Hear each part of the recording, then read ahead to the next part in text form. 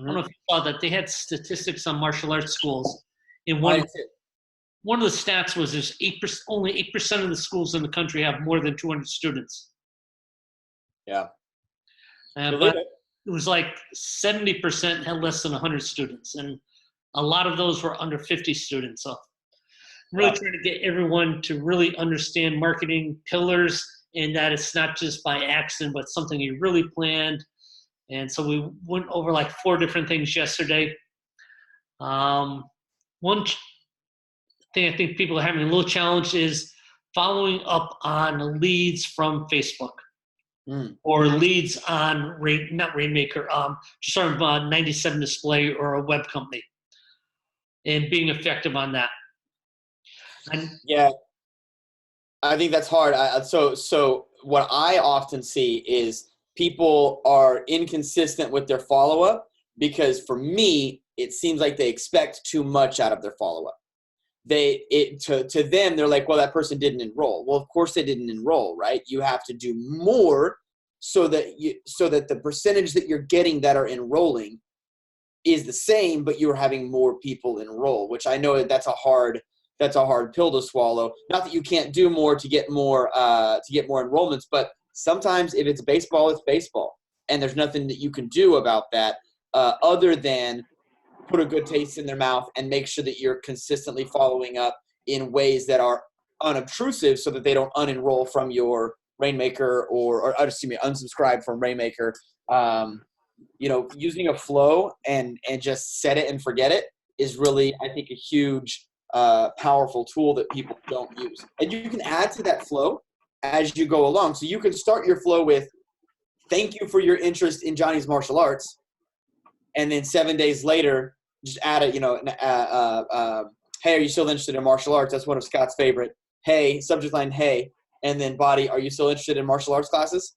You get a lot of responses from that. And then just add them as you see fit.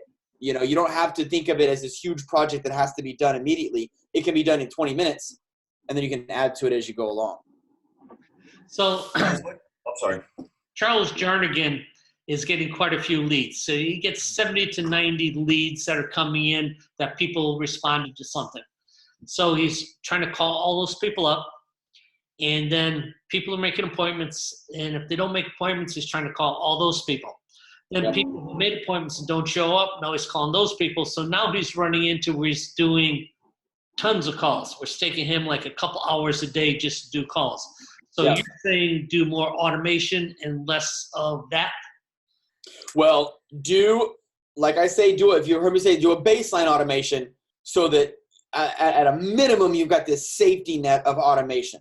And then when you're able to, you go above and beyond that. And I was actually thinking about that. I was thinking just yesterday, we don't have a front desk person at the moment other than our team members are kind of rotating through the front desk.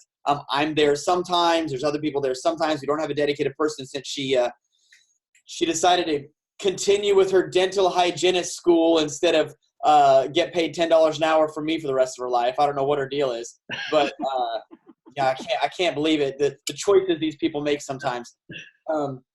And she's fantastic, and she still babysits my kids sometimes. But which means is that people aren't consistently getting called. Hey, I saw you signed up for a free class. We're so excited to meet you. Let me tell you a little bit about the program. Do you have any questions? Okay, we'll see you at 4, by the way. If you enroll on that day, here's a special offer. People aren't getting that. So we're seeing fewer people actually enroll on that day. We're still seeing people enroll because we have some automation ahead of time. We're sending them texts. We're sending them emails. And then what we do there is if they don't enroll, tag them with a tag that is parkour D&E, martial arts D&E, after school D&E, summer camp D&E, did not enroll. And then that triggers a flow that says, hey, I know you didn't enroll, but thank you so much for visiting us yesterday. We really appreciate it. If you have any questions, let us know. 7 days later, hey, by the way, I know that you were interested in martial arts. They were interested enough to come. I know you're interested in martial arts. You probably just couldn't enroll that day. Here's a $50 off coupon, right? And I think, Dave, did you get one of those because you didn't show a DNS? Oh, yeah. So I'm very familiar with what you're talking about. But I have one question. I was wondering what your guys' thoughts on are, maybe specifically related to what Master Silva said, like the Facebook type of advertising or, something other than straight off your website. The way that I'm doing it now, and I think the way Mr. Jarnigan is doing it, is if they click on our website, a Facebook ad, they're taken immediately to a RainMaker PG. In this case, it has the introductory video on it, but it's encouraging them or letting them in one step there sign up for their free introductory class and schedule themselves. Now, maybe 1 in 20 or 1 in 20, I could know exactly, I should know, but it's not a high ratio of people that click on that ad that will schedule themselves that appointment. Of course, we've captured their info and they can be retargeted. But how do you guys feel about making that more of a two-step process? Because I think that's what you have, William, as far as like, okay, this just isn't a tire kicker here. If this guy clicked on my ad, he's going to be taken to a landing page that gives more information there that really can sell them on it. Do you feel that's more effective? 100%. I know it's such a crass analogy, but when I see a cute lady, I don't walk up and say, "Will you marry me?" I walk up and say, it's, in this case, my wife was my roommate's girlfriend at the time. "Hi, my name's William." Right? I didn't walk up and say, "You want to be my girlfriend instead?" Right? Because she'd have been like, "Get out of my face." So that's what you're doing with your prospect. You're saying, "Hi, would you like to get married to my business right now?" You know, I know you just saw our Facebook ad. Facebook is advertising is a little disruptive. I'm scrolling, and I think that Facebook advertising is a great combination of disruptive advertising as well as targeted advertising. So it's not all that disruptive. It's not like it would be disruptive advertising if something was, we're having this video and what's this, Office Suite HD? Office Suite HD suddenly played an ad for purses. We'd be like, God dang it, that's pretty disruptive, and I don't care about purses. With Facebook, it's showing the ads that I want to see. So we know that hopefully it's an ad that this person wants to see. They've clicked on the ad, they're interested, but it's still asking them to do too much, in my opinion.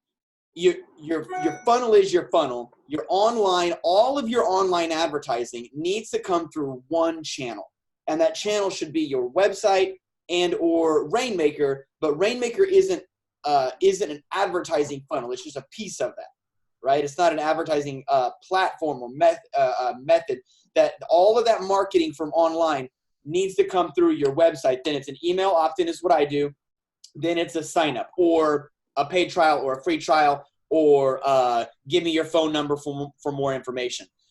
When you have those steps, it allows people to do things like get on your email list and be there forever. I have 25,000 people from Tulsa on my email list. What do you think that means when we have a new class start or when we have summer camp start or when we have an open house? That means I have people who are interested and that they haven't unsubscribed.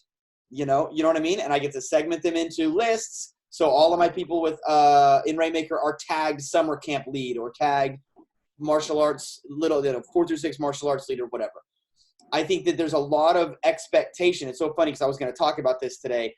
A lot of expectation for people on Facebook that I want to get results. We as business owners are targeted with a lot of marketing stuff. Are you guys targeted with a lot of marketing stuff, even if it's non-martial arts stuff on Facebook?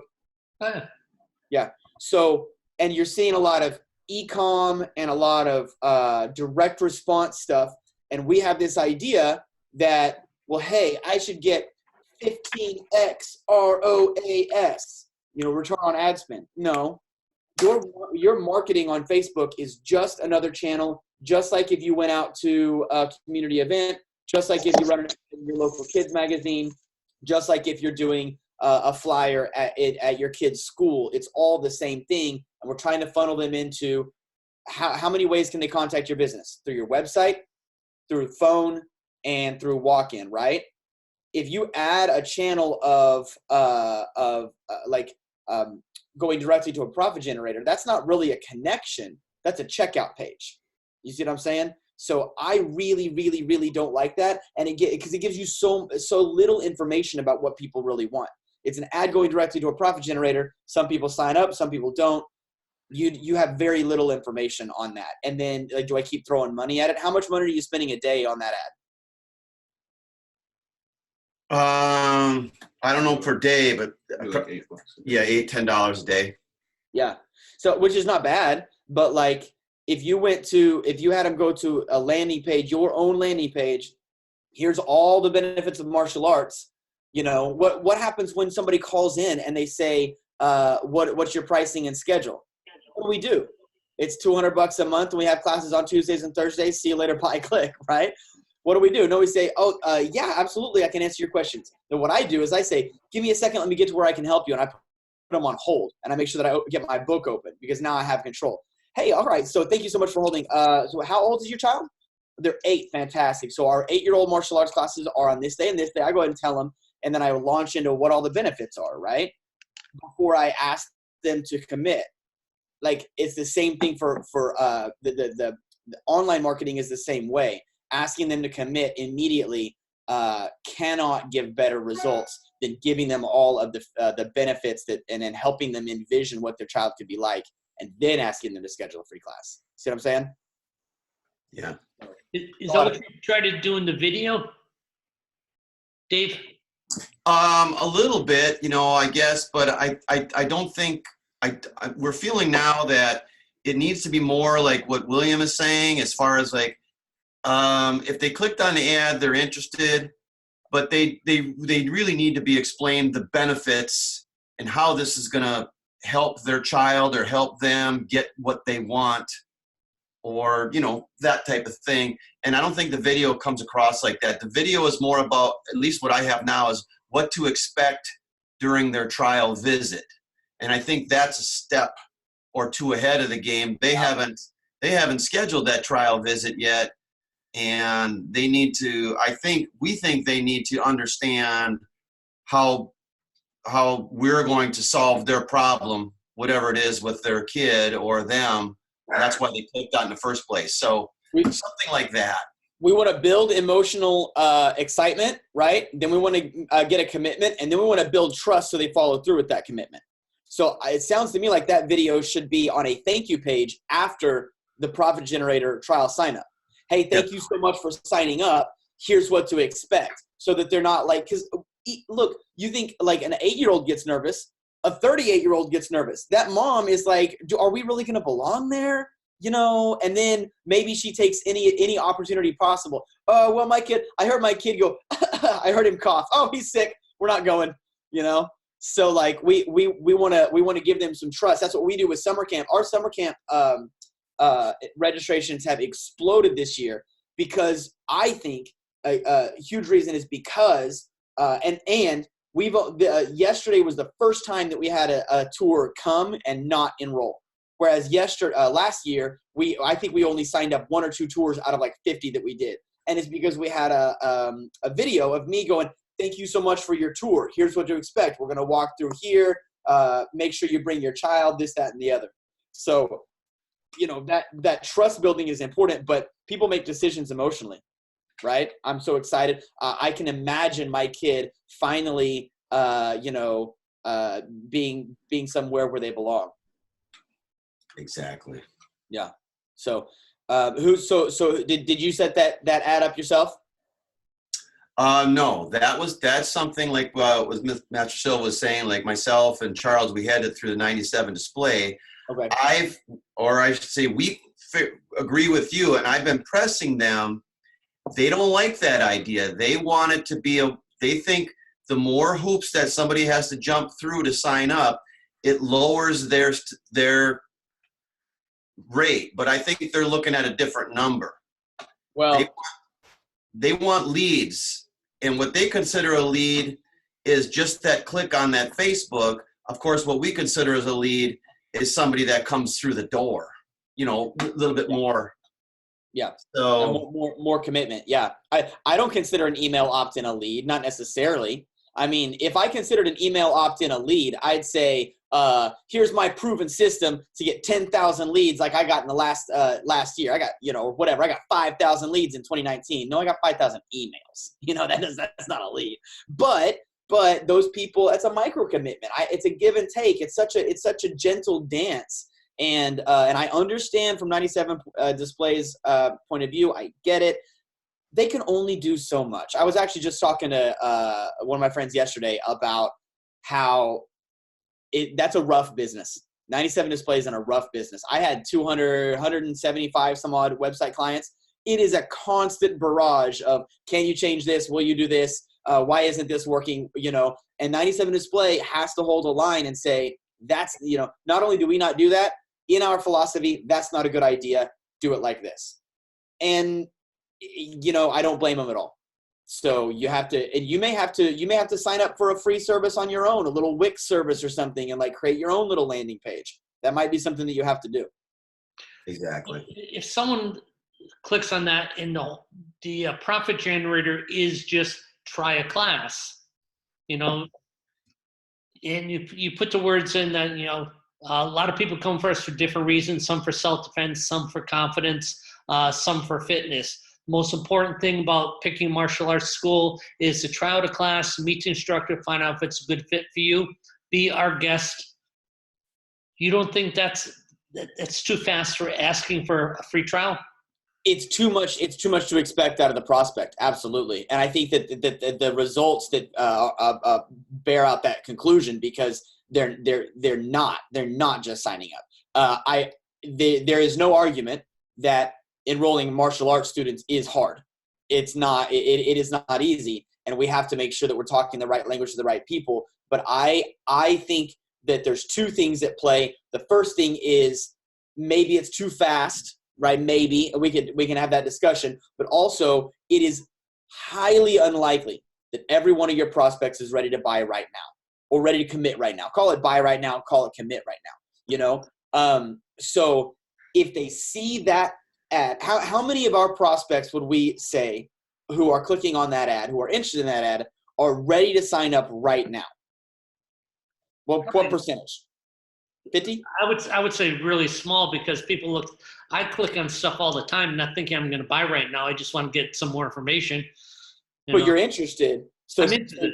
You are a customer. You are a potential customer. You're just not ready to buy right now. Now, I think that if you are Banana Republic and you're clicking on a Banana Republic ad, they're going to have a lot of tech team to retarget you, to look at what you looked at, what pair of slacks did I see, and they're going to hit you hard with that pair of slacks. And if you like slacks, he probably likes jackets. And if he likes jackets, he needs this belt, and they're going to hit you with all kinds of things. Y'all don't have that tech department, and it's not a commodity like that. So maybe it's too fast, but it's probably also, if it's too fast, it's only too fast for 20% of the people. If 80% aren't ready to buy right now, what do? Just expect them to come back later? Have a massive, complicated retargeting campaign to continue to spend money? We already got their click.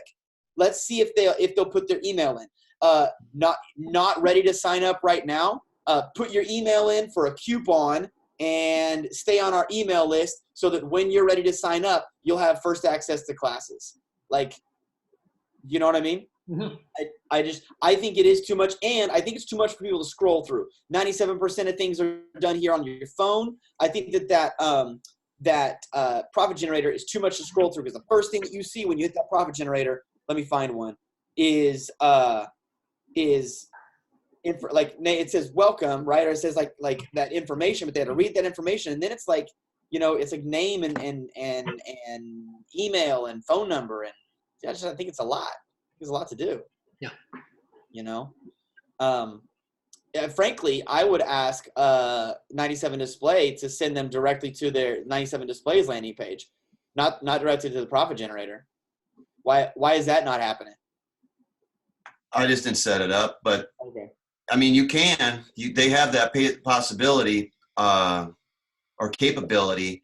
It's just that the last couple of times I asked about it, you know, it was basically what you said a minute ago, is that in their opinion or in their research or their statistics, by creating one more step in there, it drops their lead or whatever. It drops the probability of something that they're going to actually end up doing something. So agencies are agencies, marketers are marketers, school owners are school owners, and we're all pulling from different things. You can make your statistics say whatever the heck you want, right? You know, side A says, look, 3 million more people voted for Hillary, and side B says, yeah, well, Trump's the president, right? It's like we can make it say whatever we want. So I can say that the more steps you make a prospect take, the less likely they are to sign up. Look, buddy, 100 people clicked on that ad. When we added the step, only 75 people, did the next thing. And it's like, yeah, but where are you getting that information from? Martial arts schools, right? And like, show me a successful ad campaign where you did that and went directly to a profit generator, and how many people did it really sign up for that person? Like, give me those numbers. Like, give me the actual student numbers. They spent $5,000 this month on your ads, and they got 50 new trial signups. Show me that. Don't tell me percentages. Can you give me any of those real numbers? And like, I hesitate to even talk about that kind of stuff publicly because it just makes you depressed. Because the answer is no. The answer is well,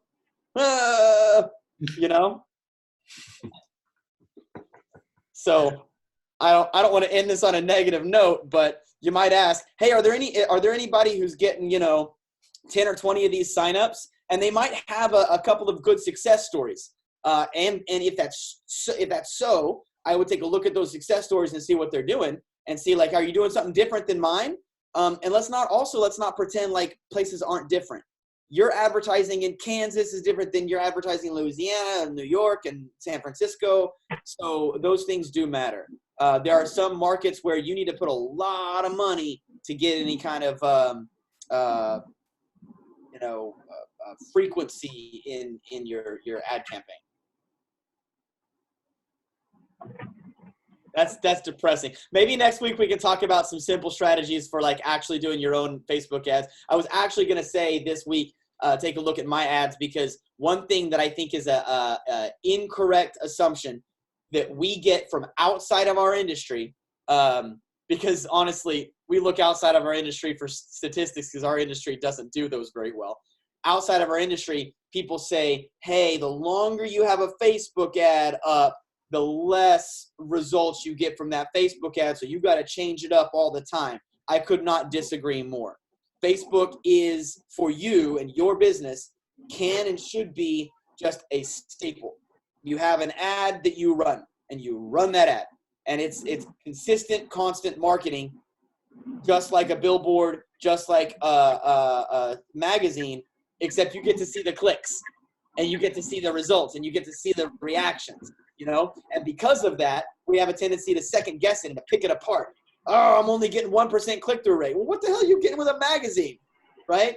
I'm not getting anything with the you can't even see what those results are with the magazine. You're only mad because you can see the results, and they're depressing, right? So I have my lifetime results for my kickboxing is something like $5 per opt-in, right? And that sounds like a lot. And when I first started it, you look at the first 30 days, and it's like 75 cents per opt-in. But now it's leveled out, and I'm getting pretty consistently $5 per opt-in, and I'm willing to pay that. It's just out there all the time. Same thing with my summer camp ads from February through to May. They're just out there. I don't worry about, are they getting me the return on the ad spend? Because if I pull that, where else am I going to put my money? Advertising has to be an investment, right? Where else am I going to put that cash investment? Am I really going to pull my stuff off social media and put it in a newspaper? So William, you're saying that you keep the same ad the whole entire time? Is that what you're saying? Yeah, it's pretty much for an entire school year or semester or calendar year or 6 months or whatever. I keep it for a long enough time that I can see how it goes. Now, I also create lots of different versions and see what seems to be the best, and then I turn off all the other ones and I let the winner go. So you have multiple ads, and then you see which one is best, you're saying? Yeah. Yep. Okay. And then I just let it go. Now, you said multiple versions. That's just different picture, different color, that, or total? Sometimes. And sometimes another super secret way to do this is you have an ad that you think is doing pretty well. Recreate the ad literally like the next day. Recreate it in a whole new campaign, in a whole new ad set, and then let the two compete against each other. And sometimes Facebook will be like, oh, we like this new one even better. Then you can turn off the old one. So there's little tricks like that, but yeah, I just let it go. Otherwise, you're obsessing about it all the time, and none of us have the skills to really actually figure it out. And the fact of the matter is, there's not that many people who are interested in martial arts in your area. It's not like they're all coming out of the woodwork just because of your ad. Your ad needs to be hitting them all the time. And that way they're like, oh, yeah, I do want to try martial arts. Oh, yeah, football's over and I am sick and tired of my kid being here in the evening time. Let's go try this karate place that I keep seeing an ad for. How many times do they need to see an ad before they're going to sign up? How many times do we need to see an ad before I'm like, God dang it, yes, I do really want to buy that? 10, 5, 9? Yeah. So that's another thing. People are like, oh, the frequency is too much. Look, the frequency is 2.5. That means your average targeted prospect has seen your ad 2.5 times. That's too much. Facebook's going to kill your reach. No, it's not.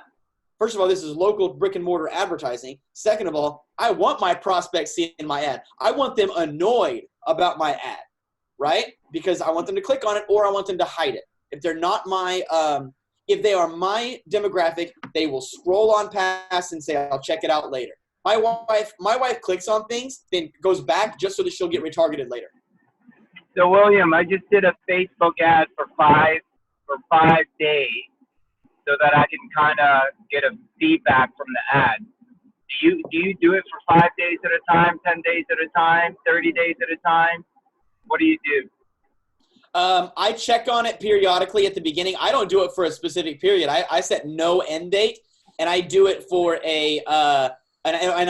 no end date, unlimited time period, and then I just check on it those first couple of days and make sure it's good. Check on it the first couple of weeks. Like right now, I haven't checked on my summer camp ad in a week, and I haven't checked on my my parkour ad in probably a month.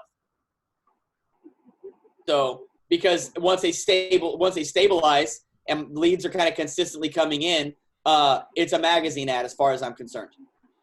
And you're saying for kids, you're saying 28 to 40 years old moms for the kids that we want in the martial arts program, right? 28 to 40, your radius, parent. What would you recommend as the radius? 5 to 10, 15 miles? Oh, 15 is too much for martial arts classes, I think. But 10 miles? It's up to you. Well, map your members. Where are they coming from? You gotta. Did y'all know you have a tool in RainMaker called Map Your Members? You can map your literally click on it. It brings you up a custom Google map, and it has a pin for every one of your members' home addresses. Take a look. Cool.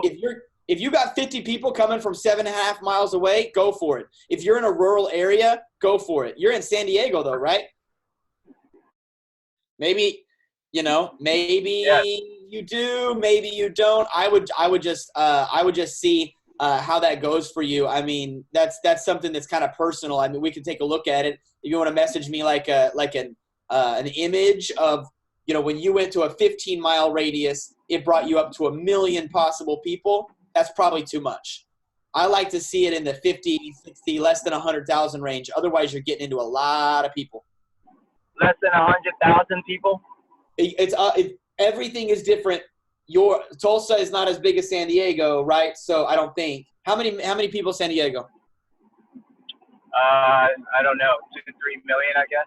Yeah, I think we're right at 1 million in our greater Tulsa area.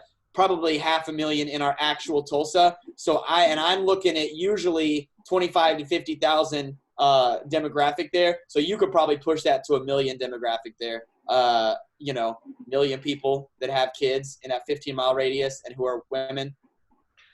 Hey, Dave and Kim, can you guys do that map members and just tell me how far the majority of people are from your school? I'd just be interested.